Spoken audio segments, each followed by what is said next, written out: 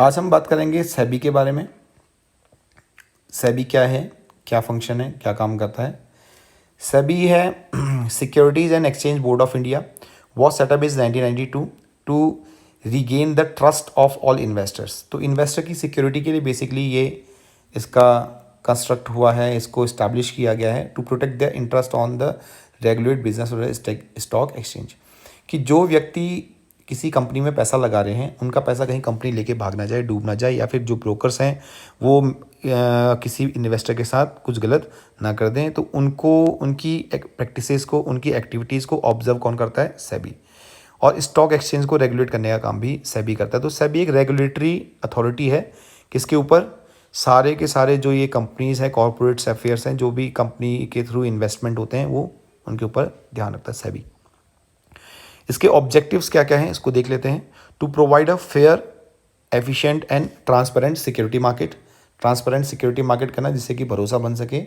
Enable shorter settlement cycle, कम से कम समय में आपको शेयर्स की डिलीवरी हो पाए, आप शेयर्स बेच पाएँ। Meet modern global standards of the security market. Global standard यानी कि जो इंटरनेशनल लेवल में जो स्टैंडर्ड हैं किसी सिक्योरिटी मार्केट में जो होने चाहिए। क्यों होने चाहिए? क्योंकि इंटरनेशनल आजकल पूरा का पूरा वर्ल्ड ही क्या हो गया है? एक मार्केट हो गया है। तो सारे के सारे इन्वेस्टर किसी मार्केट में अगर इन्वेस्ट करेंगे तभी इन्वेस्ट करेंगे जब वहाँ पर कोई सिमिलरिटी उनको नज़र आएगी। तो सिमिलर स्टैंडर्ड रखने का काम भी कौन कर रहा है? सेबी। उसके बाद है to produce various reforms for the proper working on Indian security market. Reforms भी अलग अलग काम जिससे कि वर्किंग कंडीशन बनी रहे सिक्योरिटी मार्केट की। तो ये सारे काम इसके ऑब्जेक्टिव्स हैं मेन। तो क्या काम करता है ये? फंक्शंस एग्जामिनेशन में कंफर्म आएगा। ठीक है, कौन कौन से फंक्शंस हैं इसके एग्जामिनेशन में? 101% इसका है कि एग्जामिनेशन में ज़रूर और ज़रूर आएगा कंफर्म। 4 से 6 मार्क्स के क्वेश्चन में आ सकता है। तो रेगुलेटरी फंक्शन क्या क्या है हम सभी के देखते हैं। Regulatory of the brokers, broker को रेगुलेट करना। जैसे मैंने कहा कि जितने भी ब्रोकर्स हैं जो डीमैट अकाउंट खुलवा रहे हैं उनको रेगुलेट करना है, सब ब्रोकर्स को, उनके सब ब्रोकर्स को, and other players in the market. और जो जो प्लेयर्स हैं मार्केट में उन सबको क्या करना?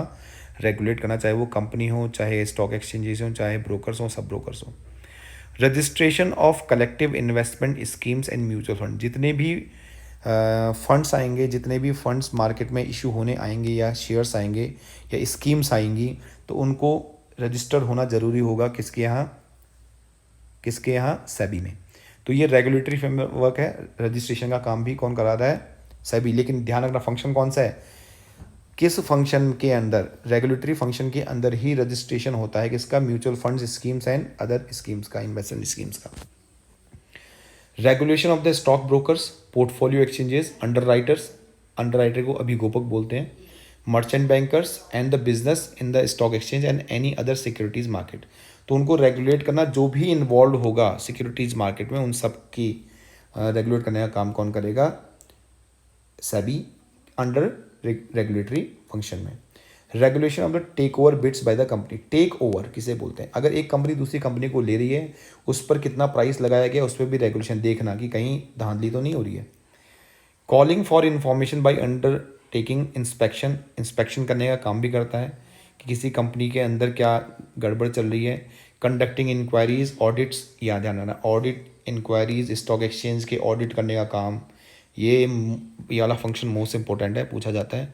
एंड इंटरमीडियरीज, जो भी इंटरमीडियरीज हैं जो शामिल हैं उन सब का ऑडिट करना, इंक्वायरी करना, इंस्पेक्शन करना किसका काम है? सभी का, under regulatory function.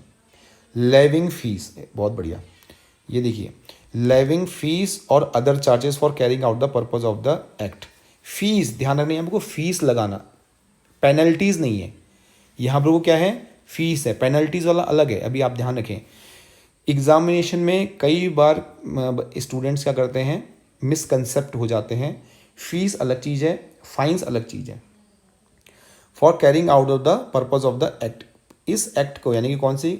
SEBI and companies act के रिगार्डिंग जो भी फीस या चार्जेस लगाए जाएंगे वो लगाए जाएंगे रेगुलेटरी फंक्शन के according, under performing and exercising such power under security contract act 1956 as may be delegated by the government. जो डेलीगेट की होगी उसको परफॉर्म करना, ये काम है सेबी का।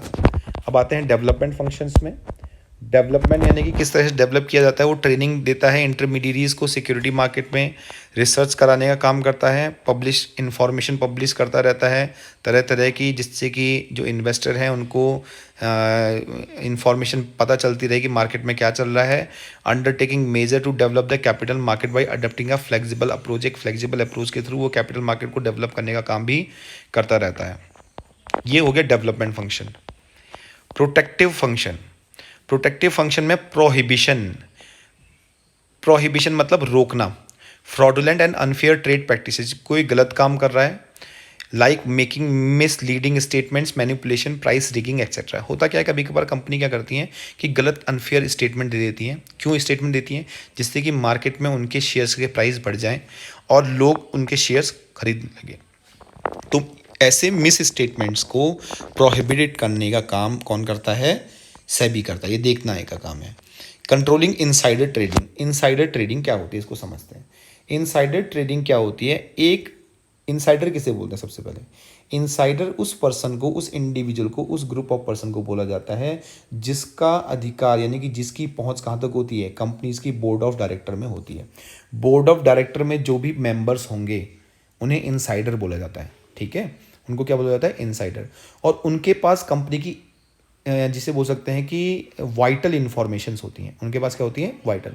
और उस वाइटल इन्फॉर्मेशन का यूज़ करके, उस वाइटल इन्फॉर्मेशन का यूज़ करके वो अननेसेसरी प्रॉफिट अगर कमाता है, क्या कमाता है? अननेसेसरी प्रॉफिट कमाता है, तो उसे बोलते हैं इनसाइडर ट्रेडिंग। एग्जाम्पल के लिए मैं अगर कोई मेरा दोस्त किसी कंपनी के मैनेजिंग डायरेक्टर में मैनेजिंग बोर्ड में, जिसे बोलते हैं बोर्ड ऑफ डायरेक्टर में, एक मेंबर है और उसके पास एक वाइटल इन्फॉर्मेशन थी। उसने मुझे कहा कि कंपनी का एक कॉन्ट्रैक्ट होने वाला है किसी अदर कंपनी से और इसके कारण कंपनी को बहुत ज़्यादा मुनाफा होगा, तो तू ऐसा कर, अभी मार्केट में शेयर के रेट है 10, तो तू 2 करोड़ इन्वेस्ट कर ले। तो उसके बाद कंपनी के प्राइस बढ़ेंगे और प्राइस बढ़ने पर जो भी मुनाफा होगा हम दोनों आपस में बांट लेंगे। ठीक है, तो इस तरह से इनसाइड की इंफॉर्मेशन किसी दूसरे को दे देना जिसके कारण फ़ायदा हो और उस फायदे को मतलब उस स्कीम का, उस इंफॉर्मेशन का लाभ उठा के वो फ़ायदे में रहें, तो इसको कंट्रोल करना बोला जाता है इनसाइडर ट्रेडिंग। तो इम्पोजिंग पेनल्टीज़, अब आते हैं यहाँ पर को बात जो मैं पहले भी बोल रहा था, बार बार मैं आपको बोल रहा था ना, फीस, लेविंग फीस, क्या बोला था मैंने? जो फीस लगाते हैं, फीस हो गया और अदर चार्जेस, तो वो हैं रेगुलेटरी फंक्शन के। वो किसके हैं? रेगुलेटरी फंक्शन के। लेकिन पेनल्टीज़ किस में आ जाती हैं? इम्पोजिंग पेनल्टीज़, फाइन्स, फाइन हो गया, पेनल्टी हो गया, क्या है? प्रोटेक्टिव फंक्शन है। तो मैंने पहले भी बोला था कि स्टूडेंट क्या करते हैं? कंफ्यूज, मिसकंसेप्चुअल हो जाते हैं। अगर सेबी क्या कर रही है? फीस चार्ज करती है किसी चीज़ की, किसी डॉक्यूमेंटेशन की, क्या अदर चार्जेस जहाँ पर कोई चार्ज वाली बात आएगी वहाँ पर को आ जाएगा रेगुलेटरी फंक्शन है। लेकिन जहाँ इम्पोजिंग पेनल्टीज, फाइन्स, चालान्स एक्सेट्रा ये आएगा वर्ड, तो वहाँ पर को आ जाएगा प्रोटेक्टिव फंक्शन है कि कोई गलत काम किया होगा तभी पेनल्टीज़ लगाई जाती हैं। तो इसीलिए कोई गलत काम हुआ होगा इसीलिए पेनल्टीज़ लगेंगी, तो वो प्रोटेक्टिव फंक्शन में है। लेकिन जो फीसेज हैं वो सभी को देनी होती हैं, गलत काम के पीछे नहीं है। जैसे कोई डॉक्यूमेंटेशन फ़ीस है, रजिस्ट्रेशन फ़ीस है, तो ये फ़ीस सब पे लगेंगी, इसलिए उसके लिए कोई गलत काम होना ज़रूरी नहीं है। ये मोस्ट इंपॉर्टेंट पार्ट हो गया। तो है undertaking step for the investor protection, investor को प्रोटेक्ट करने के लिए जो भी स्टेप उठाना है वो प्रोटेक्टिव फंक्शन में आएगा इन्वेस्टर के प्रोटेक्शन के लिए। और promotion of the fair practices and code of conduct, यहाँ पे कोई ध्यान रखना, कोड ऑफ कंडक्ट ये प्रोटेक्टिव फंक्शन है। कोड ऑफ कंडक्ट क्या होता है? क्या करना है क्या नहीं करना है, इसकी तय गाइडलाइन को निकालना, बनाना, ये कहलाता है कोड ऑफ कंडक्ट। ठीक है, सिक्योरिटी मार्केट में। तो कोड ऑफ कंडक्ट हो गया, इम्पोजिंग पेनल्टीज हो गया, ठीक है, fraudulent and unfair trade practices, ये प्रोटेक्टिव फंक्शन के पार्ट हो जाते हैं। आई होप कि आपको समझ में आ गया होगा। तो ध्यान रखें, रिव्यूज़ में आप ये देखेंगे, आपको ये आ जाना चाहिए इसको पढ़ने के बाद, और साथ में साथ आप रिकैपिटुलाइज भी करिए। आज के लिए इतना ही। आई होप कि आपको सेबी और सेबी के फंक्शन समझ में आ गए होंगे। I am sure that it will come again in the board examination for up to 3 to 6 marks. Thank you very much.